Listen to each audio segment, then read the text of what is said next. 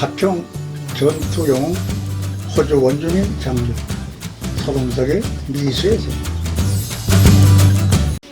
호주 최초의 원주민 출신 장교인 넥 선도스 당시 31세 대위가 한국전쟁 때 호주군의 최대 격전지로 유명한 경기도 가평 전투에서 중공군의 파상 공세를 끝까지 막아 수도 서울을 수호하는데 결정적인 역할을 한 사실이 최근 밝혀졌다.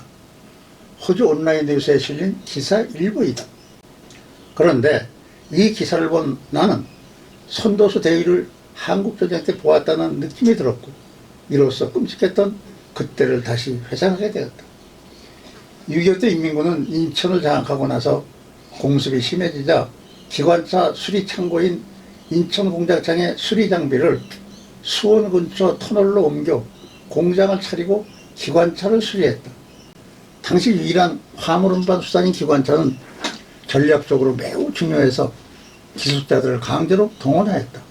우리 아버님은 용산 철도학교 공작가 출신으로 인천 공작장 근무 당시 요직에 있었다. 인천을 점령한 인민군이 공작창부터 접수하면서 인민군 특수요원의 우두머리가 아버님의 철도학교 동기생이었던 관계로 당신을 발탁하여 터널의 수리공장 책임자로 가게 되었다. 이것이 화근이 되어 수복구 아버님은 부역자로 체포되어 재판을 기다리고 있었다. 당시 후퇴를 할 거라는 소문과 함께 재판을 기다리는 부역자들은 무조건 사살하고 떠난다는 소문으로 우리 가족은 애를 태웠다. 인천 월미도 앞바다는 부역자를 사살한 시체가 널려있다는 소문이 나더라. 아버지의 소식을 듣고자 월미도 앞바다를 헤매고 다녔었다. 눈보라로 앞을 볼 수 없는 어느 날 어머니와 함께 그곳에 가보니 실제로 널브러진 시체가 거적에 덮여 있었다. 아버지를 찾으려고 시체마다 거적을 열어보며 다닐 때 역겨움과 조바심과 참담함은 겪어보지 않은 사람들은 이해할 수 없을 것이다. 그때 함께 가족을 찾아다니던 사람이 미결수들은 홍여문 아래 검찰청 구치소에 갇혀 있다는 말을 듣고 검찰청으로 가려고 하자 어머니는 다리가 떨려 더는 걷지를 못하시겠다고 하여 집에다 모셔다 드리고 혼자 가보았지만 아버지의 생사를 확인할 방법이 없었다. 그런 가운데 깔끔하게 교복과 교무를 쓴 중학생이 혼자서 벌벌 떠는 모습을 유심히 지켜보던 남모르는 분이 나를 불렀다. 그분의 아들이 나와 같은 학교 인천중학교에 다니고 있어 관심을 끌게 된 것이다. 이런저런 내 이야기를 듣던 그분은 아버님 성함을 물어보고서 안으로 들어갔다가 한참 후에 나와서 살아계시다며 담당 검사가 아버님과 종씨며 같은 학년이신 분이니 한번 찾아가서 사정해보라고 등을 두드리며 검사실 위치를 알려주었다. 나는 어디서 그런 용기가 났는지 검사실에 들어가 무릎을 꿇고 우리 아버님의 억울함을 얘기했고 선처해달라고 울면서 빌었다. 아버지를 살려달라고 애원한 나의 모습을 측은하게 바라보던 검사로부터 긍정적인 반응을 얻어냈던 그때의 기쁨은 오랜 세월이 흘렀음에도 잊을 수가 없으며 그 일이 있고부터는 무슨 일이든지 끈기와 용기를 가지고 앞만 보고 가는 사람에게는 반드시 꿈은 이루어진다는 진리를 알게 되었다. 나중에 알았지만 아버님은 무죄를 풀려나 남아있다는 소식을 들어 안심했으나 가장이 교도소에 들어가 있으니 살 길이 막막하고 양식이 떨어져 인천에서 더 살 수 없어 서울 흑석동에 사시는 외삼촌 집을 찾아가 의탁하다가 일사후퇴를 맞이하게 되었다. 일사후퇴하던 때는 유난히 눈이 내리고 추워서 피난길에 오른 사람들은 벌벌 떨며 간선도로를 따라 수원을 향해 남하했다. 국도는 군인들이 사용했으므로 동작동을 돌아 관악산 기슭으로 향하는 피난 행렬은 끝없이 이어졌다. 추위에 얼어 죽은 사람은 못 본 척 지나치다가도 소나 개가 죽어 있으면 사람들이 덤벼들어 고기 한 점이라도 더 가져가려는 아비기와는 지옥이 따로 없었다. 사람 목숨이 짐승보다 못한 전쟁의 잔혹상으로 무표정해진 참의 행렬은 끝이 없었다. 그런 와중에서도 중공군의 진격 속도는 빨랐다. 피난대열이 수원을 가기 전 중공군 선발대가 이미 피난대열을 앞서고 있다는 소문이 돌아 외삼촌을 비롯한 남자 어른들은 가족을 산골 마을에 놔두고 밤길을 걸어 남하하였다. 남의 집 헛간에서 하룻밤을 보낸 아침 중공군이 동네로 들어닥쳤다. 한 발짝만 늦었어도 어른들이 잡힐 뻔했던 아슬아슬한 순간이었다. 밤에만 움직인다던 그들은 낮에도 신옷을 입고 소나무 가지를 하나씩 들고 진격했던 것이다. 공습을 피하는 위장수단으로 비행기 소리가 나면 소나무 가지를 머리에 얹은 채 가만히 서 있다가 비행기가 지나가면 재빨리 이동하는 모습을 볼 때는 전쟁놀이가 떠올랐다. 분명히 중공군들이 이동하는데 그냥 지나치는 전투기들이 원망스러웠다. 저런 보잘것없는 중공군에게 쫓겨 후퇴하는 유엔군이 한심했고 더불어 고생하는 피난대열 가운데 서 있는 나의 존재가 너무 작고 초라해 보였다. 중공군 점령지역 속에 주저앉은 우리 가족에게 행운이 따랐다고나 할까.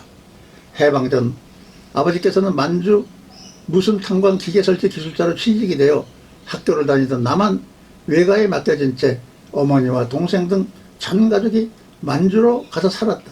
이때 배운 중국어 실력으로 어머니가 중공군에게 말을 걸자 중공군 장교가 반색하면서 대대본부로 쓰던 주인집의 방 한 칸을 비워주는 특혜를 받아 편하게 지낼 수 있게 되었다. 하지만 그것도 잠시. 평택까지 후퇴했던 유엔군이 전열을 가다듬어 공군력과 포대를 동원 대반격을 시작하였다. 수원 근처 우리가 피해있던 산골 동네는 최전방으로 변해 연일 떨어지는 포탄과 포격으로 동네는 쑥대밭이 되었다. 우리는 뒷동산에 있는 산소를 파서 방공으로 만들어 목숨을 부지했다. 추운 겨울철이었음에도 양지바른 묘는 땅이 더러러 파기 쉬웠다.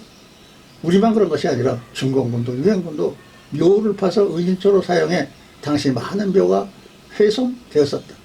일주일 이상 포탄이 쏟아지는 가운데 물 한 모금 못 먹고 견디다 살아난 새벽, 중공군 장교가 어머니를 부르더니 자기들은 지금 후퇴를 한다며 산 중턱의 굴 속에 군량미를 숨겨놨으니 가져다 먹으라고 일러주었다.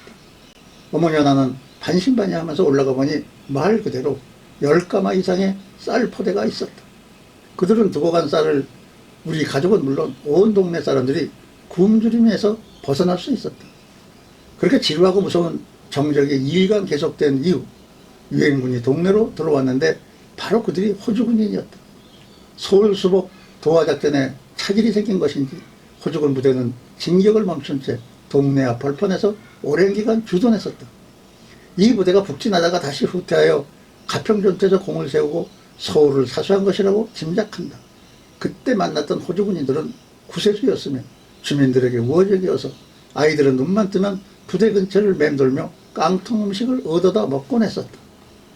호주군 부대 안에는 특이하게 생긴 장교 한 사람이 있었다. 폭 의아하게 여겼던 그의 모습이 뉴스를 보는 순간 바로 손도수 원주민 장교라는 느낌이 온 것이다. 호주 원주민 손도수 대위에 대한 호주 전쟁 박물관 연방보훈전사 자료를 보면 손도수 대위가 1951년 4월 23일에서 24일 가평전투에서 수적으로 월등한 중공군을 저지하는 강력한 전공을 세웠다고 전했다. 호주군 연대 3대대 A중대에 소속된 그 A중대를 이끌던 오다우드 소령이 전투에서 부상당하자 그를 대신해서 중대를 지휘했고 그 A중대의 예비중대인 C중대를 맡으며 대위로 승진했다고 기록되어 있다.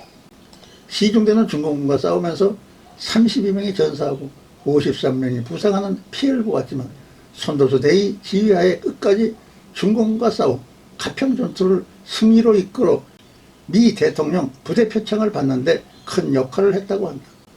1901년 이후 원주민들이 호주 방위군에 입대하여 적잖은 공을 세웠지만 장교로 임명된 최초의 군인은 손도수 대위라는 것이다.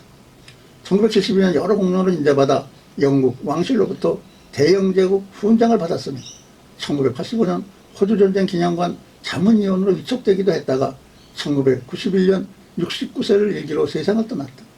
6.25 당시 호주군 부대 근처에서 깡통을 얻어먹던 나는 중3으로 17세였고 둘째와 함께 호주에 이민 30년을 넘게 살고 있으며 초등학생이었던 막내 동생은 정보사령관을 거쳐 삼성장군으로 예편을 하여 잘 지내고 있다. 이렇듯 인연은 항상 가까이 지나치는데 서로 알지 못하고 넘어가는 것이 아닐까. 이런 말이 생각난다. 만남은 우연이 아니다. 태초부터 예정된 필연이며 섭리이다. 우리가 걸어온 어느 길 하나만 삐끗 어긋나서도 만남은 이루어지지 않는 것이다. 감사합니다.